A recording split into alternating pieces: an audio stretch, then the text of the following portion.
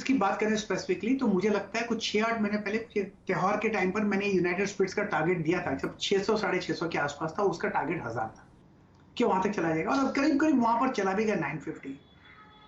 Structure बढ़िया है, yes structure बढ़िया है। 10-12 दिन की एक गिरावट भी देखी हमने यूनाइटेड स्पिरिट्स, फिर एक कल से एक अपमूव दिख रहे परसों से।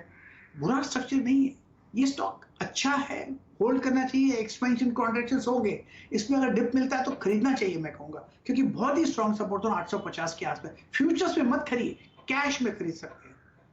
तो ये स्टॉक तो बढ़िया लगता है मुझे, क्योंकि अब तो शायद फंडामेंटल रीजन भी है, लॉकडाउन खत्म ही हुआ है, ओपन अप इकोनॉमी हुआ है। तो ओपन अप इकोनॉमी का भी इम्पैक्ट है, नंबर्स भी अच्छे आए हैं, कमेंट्री बहुत पॉजिटिव थी जिसका एक इम्पैक्ट था, इसलिए आप तेजी की साइड पर अपनी पोजीशंस को रखिएगा।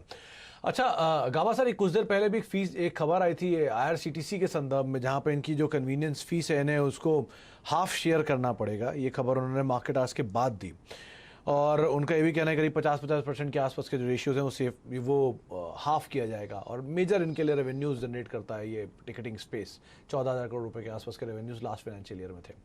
तो अगर डैमेज आता है IRCTC में आज की जोरदार तेजी के बाद, तो क्या करना चाहिए, कहाँ स्टॉप लॉस मेंटेन करना चाहिए, या फिर कहाँ आप एक्यूमुलेट करेंगे?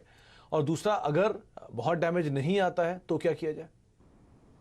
देखिए 840 में बहुत ही स्ट्रॉन्ग सपोर्ट जोन है IRCTC में, जब तक ये लेवल बरकरार है तब तक सब ठीक है। अब इसका फंडामेंटल जो भी आपकी न्यूज कर रहे हैं, इसका रिएक्शन कल आएगा, जो आता है आने दीजिए, लेकिन टेक्निकल स्ट्रक्चर तो बढ़िया है, बहुत अच्छी तेजी देखी, उसे करेक्शन है, करेक्शन में 840 स्ट्रॉन्ग सपोर्ट तो है, जब तक इसके ऊपर है तब तक ठीक है। वो टूटेगा तो तब देखेंगे क्या होता है, फिर थोड़ी गिरावट आ सकती है, शायद एक लोअर लेवल भी देखें, लेकिन 840 स्ट्रॉन्ग सपोर्ट जो, और आज काफी वॉल्यूम्स भी हुई है और वॉल्यूम बाइंग हुआ है, वॉल्यूम सेलिंग नहीं हुआ है, तो फिर मेरे ख्याल से ठीक ही नजर आता है।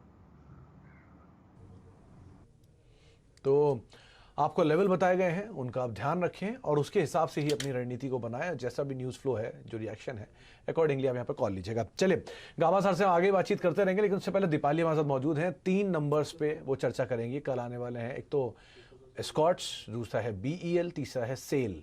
क्या अनुमान बाजार लगा रहा है और उसके ऊपर गाबा साहब की राय भी लेंगे। तो दीपाली, पहले अनुमान बताइए, क्या अनुमान लगाए हम मार्केट्स में तीनों को लेकर? सेल से शुरुआत कर लेते हैं। सेल के नंबर्स जो एक्सपेक्टेड हैं उसके हिसाब से रेवेन्यू इनका 25,954 करोड़ के आसपास आ सकता है, 16,924 करोड़ से बढ़कर। तो एक अच्छा जंप रेवेन्यू में एक्सपेक्टेड है सालाना आधार पर। मुनाफा भी इनका कई गुना बढ़ने की पॉसिबिलिटी है, 249 करोड़ से बढ़कर ये ऑलमोस्ट 4700 करोड़ रहने की पॉसिबिलिटी है। एबिटा अगर आप देखेंगे तो 19 करोड़ से बढ़कर 7,840 करोड़ आ सकता है। मार्जिन में एक शार्प जंप 11% से बढ़कर 30% के आसपास मार्जिन रह सकते हैं। इनका जो रियलाइजेशन है वो एक्सपेक्टेड है कि इंप्रूव होंगे, लगभग 2000 प्रति टन के आसपास रह सकते हैं। वॉल्यूम सीक्वेंशियल बेसिस पे 23% के आसपास जंप हो सकते हैं। अगर आप सीओपी भी देखेंगे तो वो भी मॉडरेटली इंक्रीज हो सकता है, ये एक्सपेक्टेशंस लगाई जा रही है, क्योंकि इनकी जो ओवरऑल ऑपरेटिंग परफॉर्मेंस है वो बेहतर होते हुए दिखेगी। तो एक अच्छे अर्निंग सेल्स एक्सपेक्टेड है। ऑटो स्पेस में एस्कॉर्ट्स फोकस में रहेगा। एस्कॉर्ट्स अगर आप देखेंगे तो थोड़ा सा सॉफ्ट क्वार्टर ये रहेगा पिछले साल के इस क्वार्टर के मुकाबले, क्योंकि जो रेवेन्यू है वो 1640 करोड़ से घटकर 1540 करोड़ आ सकते हैं। मुनाफा 230 करोड़ से घटकर सीधे 155 करोड़ आने की आशंका है। एबिटा 301 करोड़ से घटकर 192 करोड़ और मार्जिन भी 18.3% से घटकर सिर्फ 12.3 या 12.5% के आसपास आने की पॉसिबिलिटी है। रेवेन्यूज इनके वाई बेसिस पे तो 6% गिर रहे हैं, सीक्वेंशियल बेसिस पे भी 8% का ड्रॉप है। ये मेजरली जो ये फॉल है इसके पीछे कारण है सीजनैलिटी का, और डिमांड क्योंकि कम हुई है उसका इम्पैक्ट दिखा है। मार्जिन जो आपको इतने घटते हुए दिख रहे हैं सालाना आधार पर, ऑलमोस्ट आप देखेंगे तो 6% का ड्रॉप है। सीक्वेंशियल बेसिस पे भी 130 बेसिस पॉइंट का ड्रॉप है, क्योंकि जो ऑपरेटिंग लीवरेज है वो लोअर साइड पर रहेगा और आरएम से एडवर्स होने की वजह से भी यानी रॉ मटेरियल कॉस्ट बढ़ने की वजह से भी ये मार्जिन्स पर इंपैक्ट होते हुए दिखेगा। तो नंबर्स वीक रह सकते हैं एस्कॉर्ट्स के, सालाना आधार पर ही नहीं, सीक्वेंशियल बेसिस पे भी नंबर्स कमजोर रहने की ही पॉसिबिलिटी है। क्विकली BEL के बारे में बता देते हैं। BEL के जो रेवेन्यू है वो लगभग 3190 करोड़ से बढ़कर 3236 करोड़ आने की पॉसिबिलिटी है। मुनाफा 397 करोड़ से बढ़कर 455 करोड़ रह सकता है। एबिटा 624 करोड़ से बढ़कर 675 करोड़ और मार्जिन भी सुधरेंगे, 19.6% से बढ़कर 20.8% के आसपास रह सकते हैं।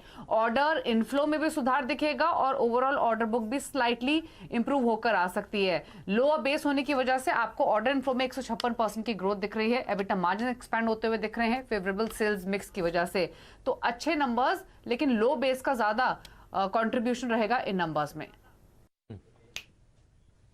जी, तो 3 नंबर पे दीपाली ने बातचीत की। गाबा सर, सेल क्या किया जाए इसमें, क्योंकि जो बाकी पीयर्स हैं उनके नंबर तो अच्छे हैं, जेएसएल के नंबर अच्छे हैं, जेएसएल हिसार के नंबर अच्छे आए थे। अब steel authority of India limited के नंबर आने और नंबर से पहले थोड़ा सा ईज आउट भी हुआ है, 2% के आसपास टूट के बंद हुआ। क्या किया जाए इसमें? वेल, सेल का जो बेसिक चार्ट स्ट्रक्चर है वो तो ठीक है, लेकिन कुछ देख रहे हैं कि अपर रीजन में थोड़ा डिस्ट्रीब्यूशन पैटर्न नजर आता है, इसलिए थोड़ी गिरावट आ रही है।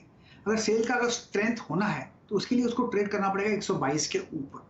अदरवाइज लगता है कि 100 जो लेवल है ये स्ट्रॉन्ग सपोर्ट जोन है, वहां तक स्लाइड होने की संभावना है। स्ट्रक्चरली में थोड़ी वीकनेस है, 105 107 यहां तक स्लाइड होने की संभावना है, लेकिन लार्जर स्ट्रक्चर तो ठीक है। अगर खरीदना है किसको तो 100 105 के आसपास खरीद सकते हैं। इन्वेस्टमेंट में मोड के लिए ट्रेडिंग के हिसाब से अवॉइड करना चाहिए सेल। तो ट्रेडिंग के हिसाब से अवॉइड करें सेल, इन्वेस्टमेंट के हिसाब से आप यहां पर जरूर खरीदारी कर सकते हैं। चलिए, ब्रेक का वक्त हो गया, ब्रेक के बाद लौटेंगे और गावा सर से हम आगे बातचीत जारी रखेंगे और साथ ही साथ यतिन भी मौजूद होंगे, उनसे भी हम चर्चा करेंगे डीलर्स रूम को लेकर किस तरह की बज़ है, स्पेशली आज की बिकवाली के बाद। इस पे बातचीत करते रहते थे छोटे से ब्रेक के बाद।